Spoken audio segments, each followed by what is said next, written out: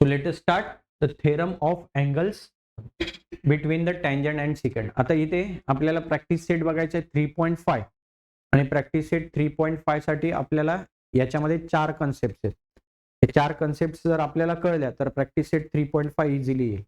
आणि most of the या पूर्ण जर होल चॅप्टरचं अनालिसिस केलं तर आपलं असं लक्षात येतं की 3.4 आणि 3.5 वर मोस्ट ऑफ क्वेश्चन्स येतात.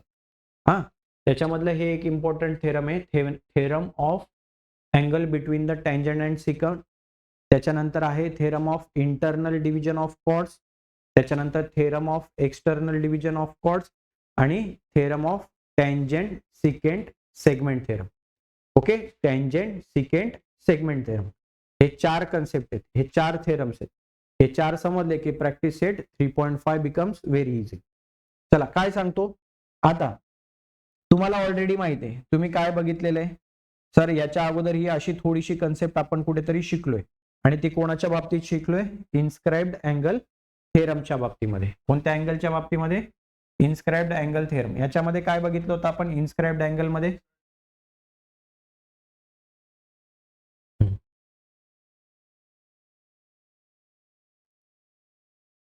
तो हे दोन काय आहेत? इन्स्क्राइब्ड, सॉरी हा काय आहे? इन्स्क्राइब्ड अँगल आहे. Yes or no? या इन्स्क्राइब्ड अँगलने कोणती आर्क इंटरसेप्ट केली? ही आर्क.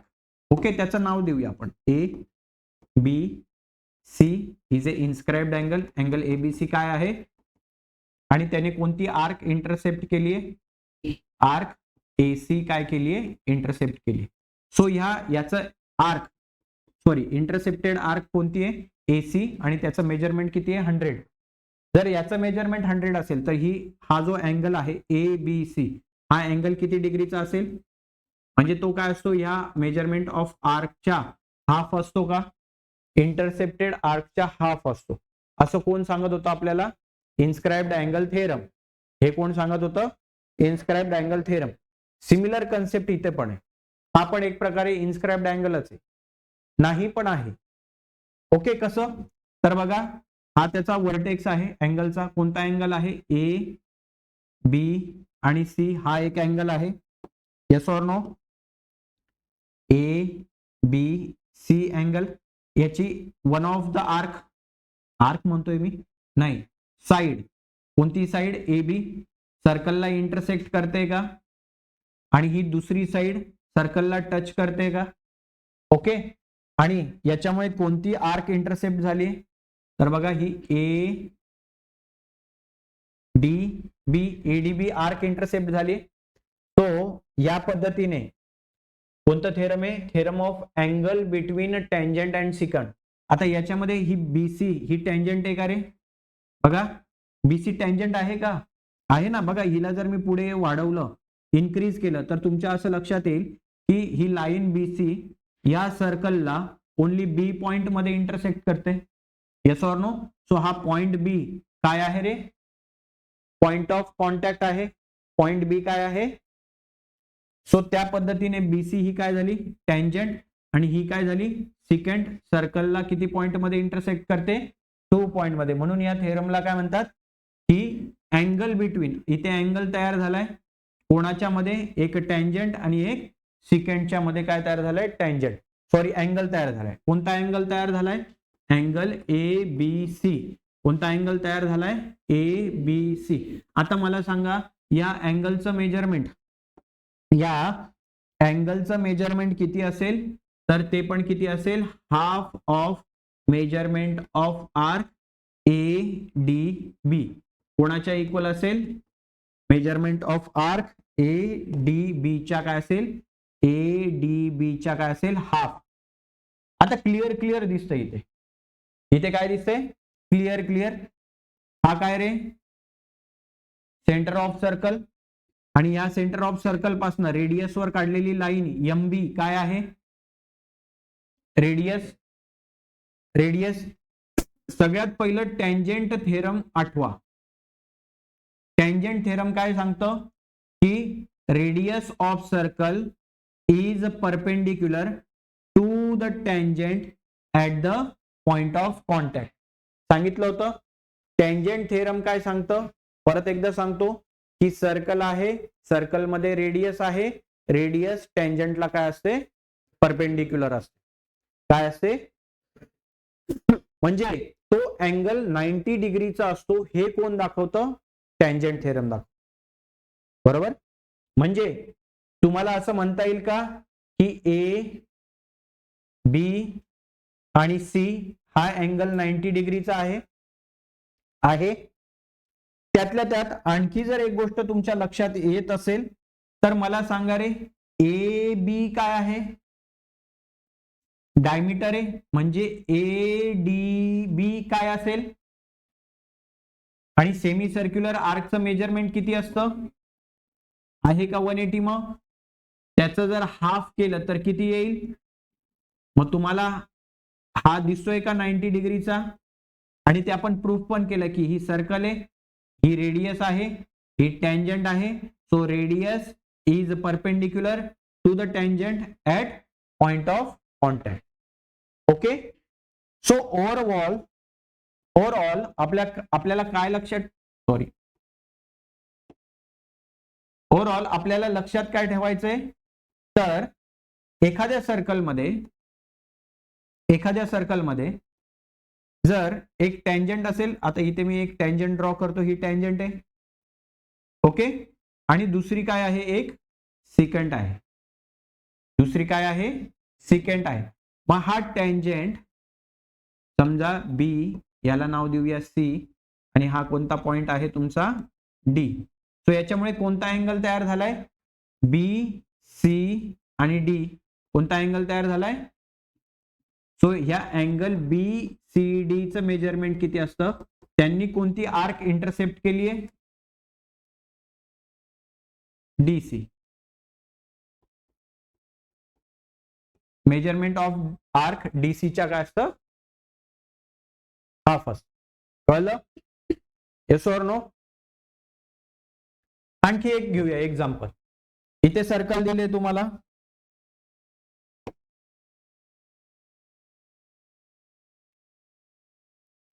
दिले सर्कल, ही काय आहे, टँजंट, आणि ही ए बी काय असेल रे, सिकेंट आहे. बघा ही जर वाढवली मी पुढे तर काय दिसतंय तुम्हाला, त्याच्यामुळे कोणता अँगल तयार झालाय, ए बी सी हा अँगल तयार झालाय.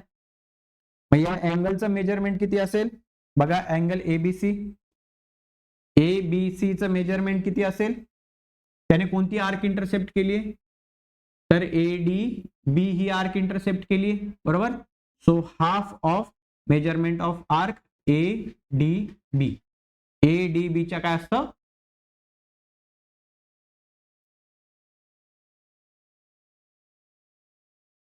समजलं.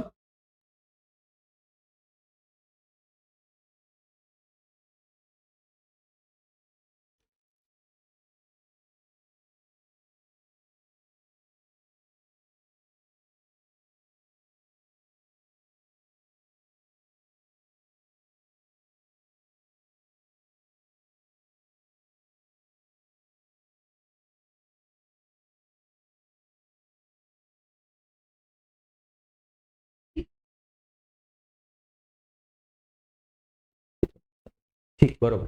जाऊया. मग कळलं तुम्हाला, theorem of angles between tangent and secant जर असेल तर तो काय असतो, जो अँगल क्रिएट होतो बिटवीन टँजंट आणि सिकंट यांच्यामध्ये जो अँगल तयार होतो, तो अँगल त्यांनी जो आर्क इंटरसेप्ट केलेला आहे त्या इंटरसेप्टेड आर्कचा काय असतो, हाफ असतो, हाफ मेजरमेंट असतो. पुढे आहे theorem of internal division of chords. एकदम सोपं आहे. हा, याचं प्रूफ पण आहे. जर प्रूफ घ्यायचं आपण प्रूफ पण घेऊया, आणि जर प्रूफ नसेल घ्यायचं, फक्त जनरली प्रूफ येत नाही, जनरली याचं प्रूफ येत नाही, याच्यावर क्वेश्चन्स खूप जास्त येतात इम्प्लिमेंटेशन करायला. ओके. ऍप्लिकेशन्स खूप जास्त येतात. आता काय हे थेरम काय आहे ते समजून घ्या. ओके. बघा एक सर्कल आहे, आणि या सर्कल मध्ये काय आहेत, दोन कॉर्ड्स आहेत. ही पहिली कॉर्ड कोणती आहे, ए बी, आणि दुसरी कॉर्ड कोणती आहे, सी डी. ओके. दोन्ही कॉर्ड्स एकमेकांना इंटरनली इंटरसेक्ट करतायत का, ऍट पॉइंट पी मध्ये. कोणता तिथे ई घेतलाय, आपण पण ईच घेऊया. चला, कोणत्या पॉइंट मध्ये इंटरसेक्ट करता येते एकमेकांना? ई. ओके, सो अशा वेळेस आपल्याला काय करता येईल की इथे काय तयार झाले बघा, एकाच कॉर्डचे, ही कॉर्ड कोणती आहे? एबी. एबी या कॉर्डचे काय झालं? एबी या कॉर्डचे किती तयार झाले सेगमेंट्स? बघा, एई हा एक सेगमेंट आणि ईबी हा दुसरा सेगमेंट तयार झाला. सिमिलरली सीडी कॉर्डचे काय झालं? सीई हा एक सेगमेंट तयार झाला आणि ईडी हा एक सेगमेंट तयार झाला. बरोबर? तर सगळ्यात पहिले मला सांगा की एबी कॉर्डचे कोणते सेगमेंट तयार झाले? एबी कॉर्डचे कोणते सेगमेंट तयार झाले? एई आणि ईबी. बरोबर? हे इक्वल असतील कोणाच्या? दुसरी कॉर्ड कोणती आहे? सीई. आणि दुसरी सेगमेंट कोणता तयार झाला? ईडी. यांच्या मल्टिप्लिकेशनच्या काय असणार आहे ते? इक्वल.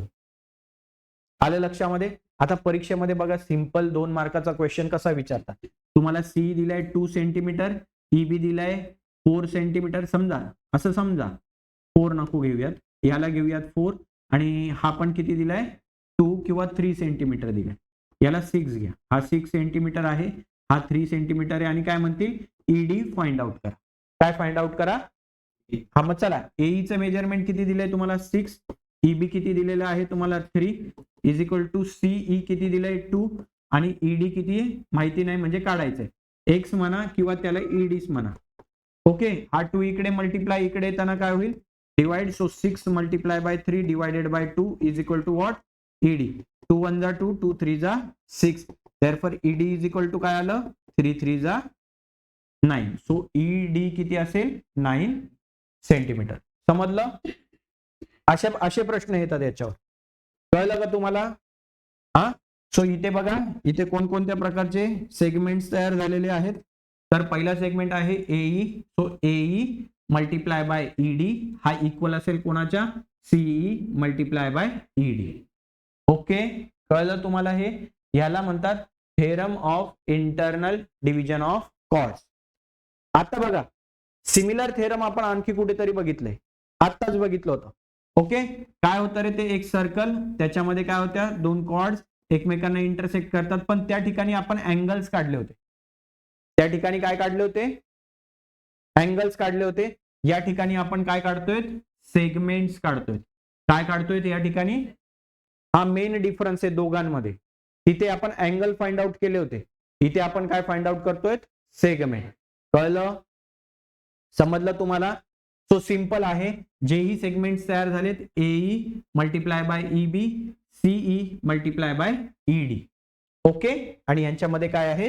इक्वल टू चं साइन. आलं लक्षात?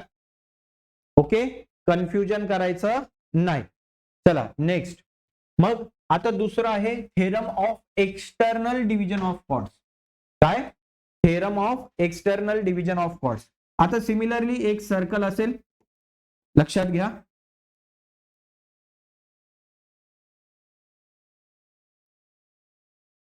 एक सर्कल असेल, बरोबर, आणि 2 कॉर्ड्स आहेत आणि दोन्ही कॉर्ड्स एकमेकांना काय करतायत? बघा, एक्सटर्नली टच करतायत. काय करतायत? एक्सटर्नल, सर्कलच्या बाहेर जाऊन काय करतायत? टच करतायत. करतायत का? येस. आता यांना नाव देऊया आपण. ही आहे कॉर्ड एबी, ए डी. ही आहे सी डी कॉर्ड आणि ए बी आणि सी डी एकमेकांना कोणत्या पॉइंट मध्ये इंटरसेक्ट करतायत? E point. बरोबर? सो याच्यामुळे काय झालंय? की बघा, सेगमेंट तयार झाले का? पहिला सेगमेंट कोणता तयार झालाय? ए बी. दुसरा कोणता सेगमेंट आहे? बीई. इकडे कोणता सेगमेंट तयार झाला? सीडी. आणि कोणता तयार झालाय? डीई. बरोबर? पण इथे थोडासा फरक आहे, इथे मायनर फरक आहे. आता इथून स्टार्ट कुठून करायचं मी सांगतो तसं लक्षात ठेवा. कुठून स्टार्ट करणार? पॉइंट ई पासून. जेव्हाही तुम्ही थेरम सॉल्व्ह कराल, कोणतीही ऍक्टिव्हिटी येईल ह्या क्वेश्चनवर, या टाईपवर, कशावर? Theorem of external division of कॉर्डवर जेव्हा क्वेश्चन येईल, जेव्हा कॉर्ड सर्कलच्या बाहेर जाऊन एकमेकांना इंटरसेक्ट करतात, काय करतात? इंटरसेक्ट करतात त्या पॉइंट पासून तुम्ही सॉल्व्ह करायला सुरुवात करायची. पहिला सेगमेंट कोणता घेणार तुम्ही? पहिला सेगमेंट कोणता घेणार? थांबा, परत एकदा आपण फिगर काढूया.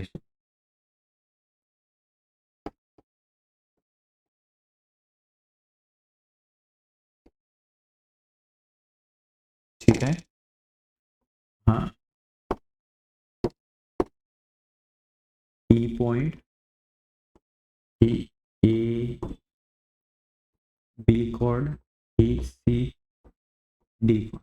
मी काय सांगितलं, कुठून स्टार्ट करायचं आहे आपल्याला? एक्सटर्नल पॉइंट पासून. कोणत्या पॉइंट पासून? External point. मग सगळ्यात पहिले काय घेणार तुम्ही? ई ए. काय घेणार?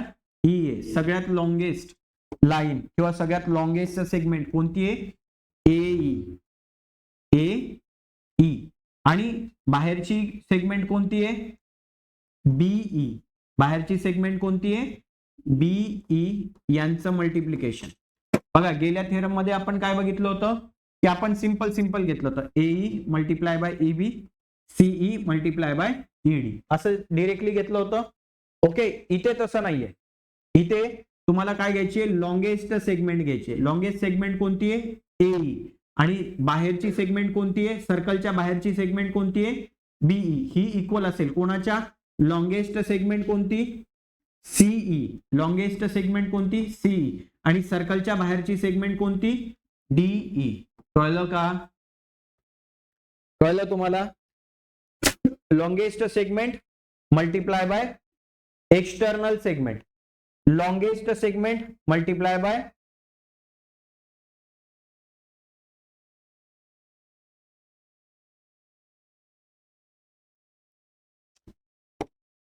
Longest segment multiply by external segment. Longest segment multiply by external segment. राहील लक्षामध्ये? नाही कळलं? नाही कळलं? ठीक आहे, बघ परत एकदा बघ. ही पहिली कॉर्ड आहे तुझी ए बी. ही कॉर्ड काय आहे? C D. या दोन्ही कॉर्ड दोघांना कोणत्या पॉइंट मध्ये इंटरसेक्ट करतात? ई पॉइंट मध्ये इंटरसेक्ट करतात. बरोबर. सर्कलच्या आतमध्ये की सर्कलच्या बाहेर? सर्कलच्या बाहेर. एक्सटर्नली आहे. ओके. जर असं असेल तर काय करायचं? लॉंगेस्ट सेगमेंट घ्यायची. तुझी लॉंगेस्ट सेगमेंट कोणती आहे? ए. घेतली ए. आणि सर्कलच्या बाहेर कोणती सेगमेंट आहे? सर्कलच्या बाहेर कोणती सेगमेंट आहे? B. A multiply by B. Okay. Similarly दुसऱ्या सेगमेंटचं पण तसंच करायचं. लॉंगेस्ट सेगमेंट कोणती आहे तुझी? सीई. कोणती सेगमेंट आहे? घेतलं सी. आणि तीच सर्कलच्या बाहेरची सेगमेंट कोणती आहे? सर्कलच्या बाहेर कोण आहे? डी. कळलं? यांचं मल्टिप्लिकेशन करायचं. बस. मग आता इथे पण सिमिलर तुम्हाला असेच क्वेश्चन येतील. कसे क्वेश्चन येतील? की एई तुम्हाला किती दिले? ए पासून ई दिले समजा 8 सेंटीमीटर. ओके. आणि बी काय दिले? 4 सेंटीमीटर. आणि काय म्हटलं इथे? सी आणि ई किती आहे? समजा 12 सेंटीमीटर. आणि काय विचारतील प्रश्न? डीई फाइंड आउट करा. काय फाइंड आउट करा? डी. मग टाका व्हॅल्यू. एई किती आहे? 8. बीई किती आहे? 4. सीई किती दिलंय तुम्हाला? 12. आणि डीई काय करायचंय तुम्हाला? फाइंड आउट करायचं. सो इथं लिहिलं डी. 12 मल्टिप्लाय इकडे येताना काय होईल? डिवाइड. 4 1 जा 4. 4 3 जा 12. काय आलं आन्सर? 8/3. काय आन्सर आलं? 8/3. याला डिवाइड करा. 3 1 जा 3. 3 2 जा 6. 2 उरले 3. 6 जा 18. 3 6 जा 18. 2.66. आता आपण काय ॲक्युरेट मेजरमेंट नव्हतं घेतलं. ओके. सो काय येईल आन्सर? 2.66. हिचा आन्सर किती येईल? 2.66 सेंटीमीटर किंवा unit whatever it may be, जे असेल. कळलं का तुम्हाला हे? Theorem of external division of chord. चला एकदम दोघंही परत एकदा आपण हे करून घेऊया. दोन्ही थेरम एकदा चेक करून घेऊ. Theorem of internal division of chord. Circle आहे, या दोन कॉर्ड्स आहेत. यांना वेगळं नाव देऊया आपण एक्स वाय डब्ल्यू झेड या पी पॉइंट मध्ये इंटरसेक्ट करतात. सो हे इथे कोणतं थेरम येईल? Theorem of internal division of chords. So internal division of chords काय सांगतं? XP multiply by P Y is equal to W P multiply by P Z. कळलं हे? कळलं हे? Theorem of internal division of chords. आता बघायचं आपल्याला theorem of external division of chord. ठीक आहे, वेगळी काढूया.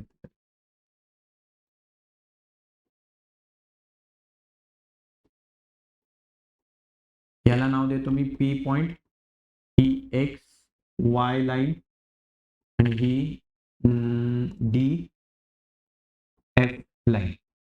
चला सांगा मग आता. आता इथे सेगमेंट तयार झाले बघा. हा सेगमेंट महत्वाचा आहे आणि हा दुसरा सेगमेंट महत्वाचा आहे. पहिले काय घेणार? फुल सेगमेंट. पूर्ण सेगमेंट कोणती? या पी पॉइंट पासून सुरुवात करा हवं तर. P Y multiply by external वाली सेगमेंट कोणती आहे? P x. ही इक्वल असेल कोणाच्या? पूर्ण सेगमेंट. दुसरी सेगमेंट कोणती आहे तुमची? कॉर्ड कोणती आहे? P F. पी एफ कोणाला मल्टिप्लाय असेल? एक्सटर्नल कॉर्डला, एक्सटर्नल सेगमेंटला. कोणती एक्सटर्नल सेगमेंट? P D. समजलं? समजलं हे? ओके. आणि आता आपला फोर्थ वाला लास्ट वाला कन्सेप्ट.